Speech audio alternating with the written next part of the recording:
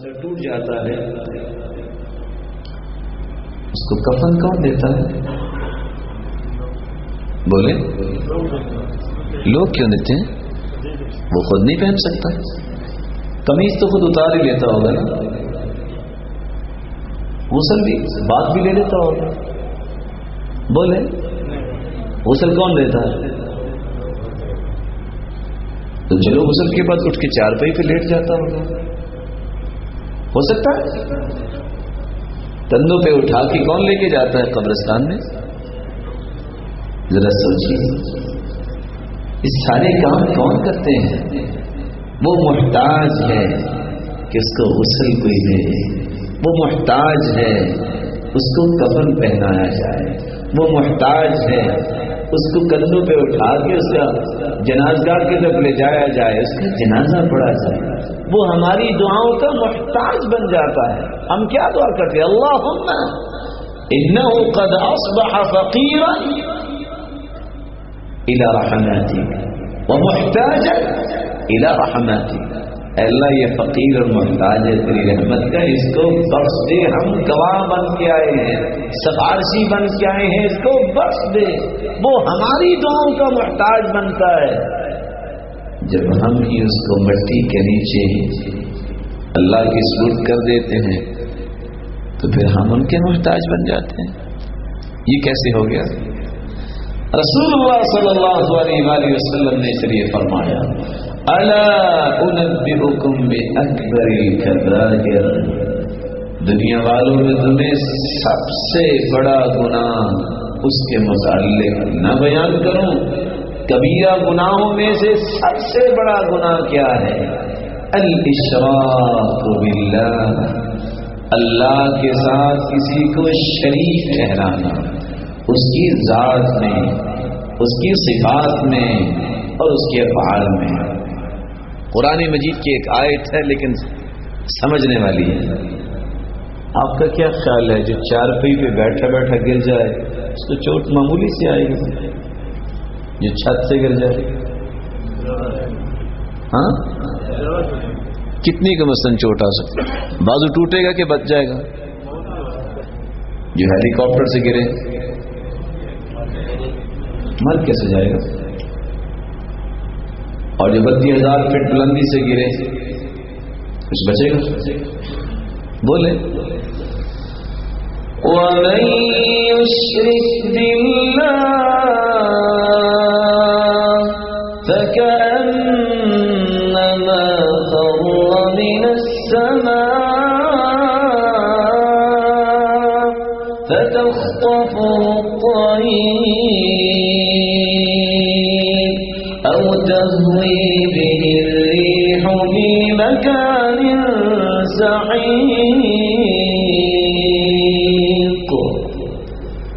جو شرک کرتا ہے نا وہ تو ایسا جیسے آسمان سے گرا ہے، آسمان سے کوئی چیز گرے زمین تک پہنچتے پہنچتے ثابت ہی رہے گی، میرا خیال ہے کیا جی ثابت رہے گی؟ کتنی ہوائیں ہیں اور نہ جانے فضاؤں میں اور ہواؤں میں پرندے ہی اس کو اچک لیں گے، ٹکڑے ٹکڑے کر دیں گے۔ اس بندے کو سمجھ کیوں نہیں آتی؟ آسمان سے گرنے والا بھی کبھی بچا ہے؟ بلکہ اللہ رب العزت نے کیا فرمایا؟ وَمَن يُشْرِكْ بِاللَّهِ فَقَدِ افْتَرَىٰ إِثْمًا عَظِيمًا۔ دنیا جہان کا جھوٹا شخص وہ ہے جو اللہ کے علاوہ کسی اور کو اللہ کی صفات دے دیتا ہے، اللہ رب العزت کے افعال میں کسی کو شریک بنا لیتا ہے۔ اس لیے کیا فرمایا؟ من مات، جو شخص مر جاتا ہے، موت آ جائے، وَهُوَ يَجْعَلُ لِلَّهِ نِدًّا دَخَلَ النَّارِ، اگر وہ اللہ کے علاوہ کسی کو بگڑی بنانے والا سمجھتا ہے، اللہ کے علاوہ کسی کو مشکل کشا سمجھتا ہے، اللہ کے علاوہ کسی کو غوث اعظم سمجھتا ہے، اللہ کے علاوہ کسی کو گنج بخش سمجھتا ہے، اللہ کے علاوہ کسی کو غریب نواز سمجھتا ہے، اللہ کے علاوہ کسی کو داتا سمجھتا ہے، اسی عقیدے پہ اس کو موت آتی ہے، دخل النار، وہ جہنم میں جائے گا۔ إِنَّهُ مَن يُشْرِكْ بِاللَّهِ فَقَدْ حَرَّمَ اللَّهُ عَلَيْهِ الْجَنَّةَ وَمَأْوَاهُ النَّارُ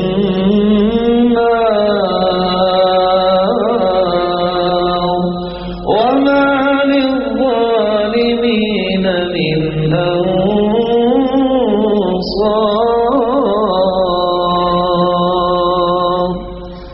جو شرک کرتا ہے فقد حرم اللہ علیہ الجنت، اللہ نے اس پہ جنت حرام کر دی ہے، ومأواہ جہنم، اور اس کا ٹھکانہ جہنم ہے، وما للظالمین من انصار، یہ ظالم ہے، یہ اپنی ہی جان پہ ظلم کرنے والا ہے، اس کا کوئی بھی قیامت کے دن مددگار نہیں ہوگا۔ شرک ایک ایسا گناہ ہے، اللہ رب العزت فرماتے ہیں ان اللہ لا یغفر ان یشرک بہ ویغفر ما دون ذلک لمن یشاء۔ شرک کرنے والا اگر دنیا میں توبہ کر لے تو بڑا ہی اچھا، اگر یہ توبہ نہیں کرتا اس کی قیامت کے دن معافی نہیں ہے۔ بقیہ گناہوں کو اللہ چاہے تو معاف فرمائیں گے، لیکن اس کے بارے میں تو تمام کی تمام راہوں کو مسدود کر دیا ہے کہ مشرک جو ہے اس کی بخشش ہوگی نہیں۔ اللہ رب العزت نے فیصلہ سنا دیا ہے اور اللہ کے فیصلے اٹل ہیں۔ میرے معزز اور محترم بھائیوں، آئیے دوسرے نقطے کی طرف کہ شرک کے وسائل کیا ہیں۔ آج امت اسلامیہ کن کن اسباب کو اختیار کیے ہوئے ہے جس کے نتیجے میں شرک ہو رہا ہے۔ سب سے پہلی بات الغلو فی الصالحین، نیک لوگوں کی محبت میں غلو کرنا، ان کو ان کے مرتبے سے بڑھا دینا، ان کی محبت میں اتنا دھت ہو جانا کہ ان کو رب ہی بنا دینا، ان کو سجدے کے لائق ہی بنا دینا، یہ شرک کا سبب ہے، اور یہی وہ سبب ہے جس کے بارے میں اللہ کے رسول صلی اللہ علیہ وسلم نے فرمایا تھا ایاکم والغلو فإنما أهلك من كان قبلكم الغلو، لوگوں غلو سے بچنا، حد سے تجاوز کرنا کسی چیز میں، صالحین نیک لوگوں کی محبت میں غلو نہ کرنا، جس کا نتیجہ کیا ہوگا؟ جیسے پہلی قومیں اس غلو کی وجہ سے ہلاک ہوئی، تم بھی برباد ہو جاؤ گے۔ اللہ رب العزت نے آدم علیہ السلام کو پیدا فرمایا۔ عبداللہ ابن عباس رضی اللہ تعالی عنہ روایت کرتے ہیں كان بين آدم ونوح 10 قرون كلهم على الإسلام كلهم على التوحید، 10 صدیاں گزر گئیں آدم علیہ السلام اور نوح علیہ السلام کے درمیان، لیکن لوگ اسلام پر تھے، توحید پر تھے۔ نوح کی قوم میں سب سے پہلے جب شرک کی پیمندکاری ہوئی تو کس وجہ سے ہوئی؟ عبداللہ ابن عباس رضی اللہ تعالی عنہ روایت کرتے ہیں، صحیح بخاری کی 4920 نمبر روایت ہے، قرآن مجید میں اللہ فرماتے ہیں وَقَالُوا لَا تَذَرُنَّ آلِهَتَكُمْ وَلَا تَذَرُنَّ وَدًّا وَلَا سُوَاعًا وَلَا يَغُوثَ وَيَعُوقَ وَنَسْرًا وَقَدْ أَضَلُّوا كَثِيرًا۔ وَقَالُوا، کہنے لگے ان کے بڑے، لا تذرن آلہتکم، یہ تمہارے معبود ہیں، کون سے معبود؟ ودن ولا سواعا، ود ہے، سوا ہے، یغوث ہے، یعوق ہے، نصر ہے. کتنے ہوئے بولے؟ صحیح بخاری کی 4920 نمبر روایت کی روشنی میں اگر کہہ دیا جائے کہ پنجتن پاک کا عقیدہ سب سے پہلے کن لوگوں نے پیش کیا؟ نوح علیہ السلام کی قوم. اور کیسے پیش ہوا؟ اللہ کے رسول صلی اللہ علیہ وسلم نے فرمایا اسماء رجال صالحین، یہ 5 نام نیک لوگوں کے نام تھے. من قوم نوح، نوح کی قوم میں سے تھے. فلما ہلکوا، جب یہ ہلاک ہو گئے، جب یہ فوت ہو گئے، اوحى الشیطان الى قومهم، شیطان نے قوم کو یہ بات بتائی ان انصبوا الى مجالسهم، کہ اپنی مجلسوں میں ان کی مورتیاں بنا کے رکھو. التي كانوا يجلسون فيها انصابا، جہاں وہ بیٹھ کے گفتگو کرتے ہیں.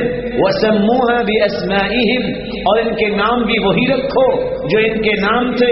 ففعلوا، ان لوگوں نے ایسا ہی کیا. ولم تعبد، لیکن ابھی تک ان کی عبادت نہیں ہوتی تھی. حتى اذا هلك اولئک، جب یہ لوگ دنیا سے چلے گئے، نیو جنریشن آئی. وَنُسِيَ الْعِلْمِ عُبِدَتْ، شیطان نے کہا تمہارے باپ دادا تو ان کو سجدہ کرتے تھے، تم ویسے بیٹھے تھے. علم بھول گیا. پھر ان کی اولادوں نے ان کو سجدہ کرنا شروع کر دیا. تو سب سے پہلے شرک جو امت کے اندر آیا، جو مخلوق کے اندر آیا، وہ نیک لوگوں کی محبت میں غلو کرنے کی وجہ سے آیا. اس لیے اللہ کے رسول صلی اللہ علیہ وسلم نے فرمایا لا تطرونی کما اطرت النصارى ابن مریم، لوگوں مجھے اتنا بڑھا چڑھا کے بیان نہ کیا کرو جس طرح عیسائیوں نے عیسیٰ علیہ السلام کو اتنا بڑھایا کہ اللہ کا بیٹا بنا دیا، رب بنا دیا. فإنی عبد اللہ ورسولہ، میں اللہ کا بندہ ہوں، اللہ کا رسول ہوں. فقولوا عبد اللہ ورسولہ، تم بھی کہا کرو یہ اللہ کے بندے ہیں، یہ اللہ کے رسول ہیں. یہاں میں 2 نقطے آپ کے سامنے رکھنا چاہوں گا. جب مکان بنتا ہے تو کتنی دیواریں کھڑی کرتے ہیں؟ بولے 4. آج 4 دیواریں اسلام کی گر رہی ہیں اور مسلمانوں کو پتہ ہی نہیں چلتا. کون کون سی دیواریں؟ سمجھنے والی. قرآن کہاں سے آیا؟ جواب دیجیے. اللہ کی طرف سے نازل ہوا ہے. وحی کا مطلب کیا ہے؟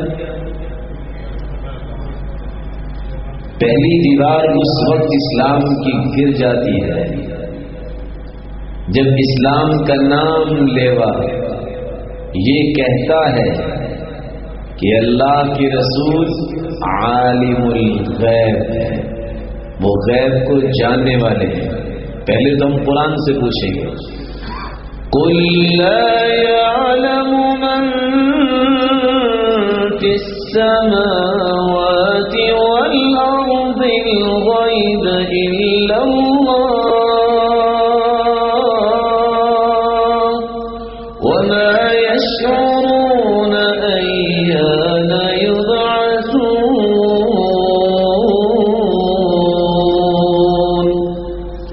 میرے پیارے پیغمبر محمد صلی اللہ علیہ وسلم، قل، آپ اپنی زبان مقدس سے خود فرمائیے لا يعلم من فی السماوات والارض الغیب الا اللہ. 7 آسمانوں میں بسنے والی نورانی مخلوق، یہ 7 زمینوں میں بسنے والی مخلوقات 14 کی 14 طبق، ان میں سے کوئی بھی غیب کی خبر جاننے والا نہیں ہے. وَلَا يَشْعُرُونَ أَيَّانَ يُبْعَثُونَ، ان کو تو پتہ ہی نہیں ہے کہ قیامت کو انہوں نے اٹھنا کب ہے، یہ کب اٹھائے جائیں گے.